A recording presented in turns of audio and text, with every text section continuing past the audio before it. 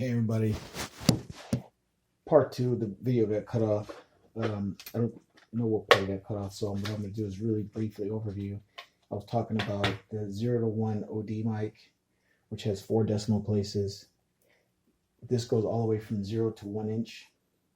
It's a digital OD micrometer made by Mitutoyo. So in this particular case, you hear the ratchet. It's ratcheting.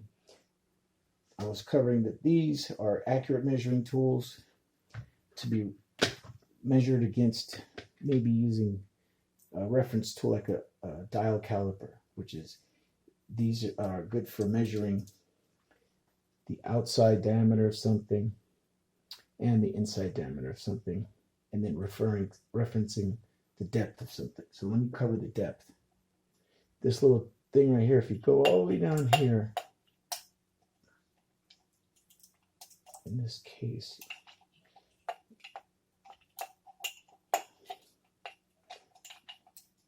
let's see.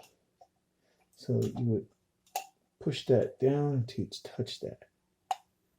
Once you touch off, it's a quick reference, right? And you read it. 400,000, 4 inches and 65 thousandths. By measuring where that touches off here to the bottom of here, which is in the bottom of here,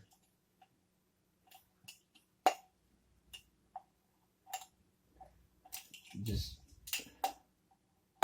boom. And then whatever that reads, and it varies because you have to make sure you're doing it right. So this is about 4 inches, roughly about 4 inches. The dial calipers, these particular ones, go in 200 thousandths travel. So the dial reads 0 and 0, so it's 100,000 and then 100 thousandths. So one complete turn of the dial is 200 thousandths of travel. Let me explain. There's 100 because I lined it up with the 0 to 12, from the 0 to 6. Now I go 100 more.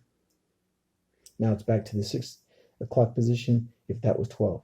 So now you have 200 thousandths travel. How do you verify that? You read right here. If you see there, there's a 2, 0, 1, 2. So it's 200 thousandths. So that thickness right there, that difference in there is 200,000 across. And you just keep going 3, 4, 5, 6, all the way. If you want to get to, say, 1 inch, line it up with the 0, that's 1 inch of travel. And this is a 6-inch dial caliper, so you can just keep going 2 inches, 3 inches, 4 inches, all the way to 6 inches, which would be 6 inches on the nose. So that distance from here to here is 6 inches. So that's basically how you read that. Now the inside part would be these smaller pieces here to measure the inside diameter of a circle, like in this case. You touch off and then you read it. 2 inches, 355 thousandths from here to here. The inside. Now, if you're measuring the outside and then you measure the inside, the difference would be double this thickness, which is your wall thickness. So you double that, and that's your wall thickness. Hopefully this is making sense. For somebody who's a machinist, you know what I'm talking about. If you're getting into this, this may sound like some confusing stuff, but it's really not. Just got to try to explain it as best as I can. We talked about the thickness of a penny, right? Which is 52 to 54 thousandths thick.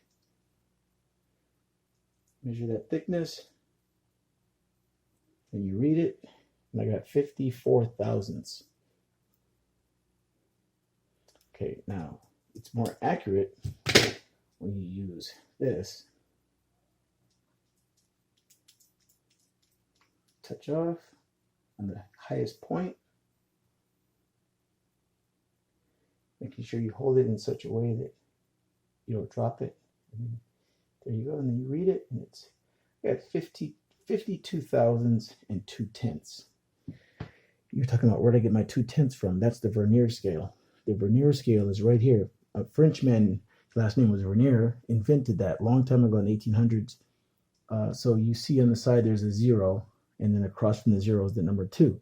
So measuring off that 0, 2/10. So if you see 2, then it's 2/10. If you see 3, it's 3/10. So 52 thousandths and 2/10. That's the thickness of this particular penny. I'm sure each penny is not going to be exactly the same, but that's why you have precision tools to measure against it. This Mitutoyo 0 to 1 OD mic with 4 decimal places is more precise than this Japanese-made dial calipers. These are Japanese as well. These are both excellent tools, but these are always more reliable than these. These are references, but they're very good. You'll see there's a variable difference of maybe 30, 3/10, 4/10, something like that. Less than a thou, but these are more accurate. So the Vernier scale again is on the side there, and then your 0 to 1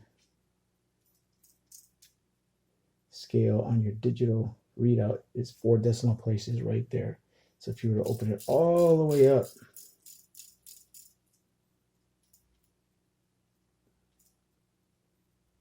that's 1 inch. And you see it says 1, 0, 0, 0, 4 decimal places, that's 1 inch.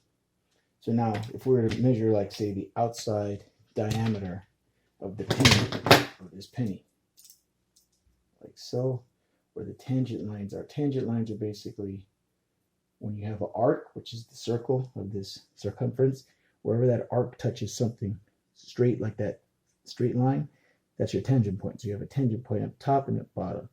So looking at those 2 tangent points, I got 750 thousandths. That means this is 3/4 of an inch, because 250 thousandths is 1/4 of an inch. So 750 thousandths is 3/4. So 250 thousandths more, this would have been a full inch. Hopefully that makes sense. So 750 thousandths is the outside diameter of that penny, where those 2 tangent points meet. So this is 3/4 of an inch this way to this way, but it's 54 thousandths or so that way, thickness wise. So this is giving you just overview again on how to basically read a dial caliper and a 0 to 1 OD mic. 0 to 1, obviously from 0 to 1 inch.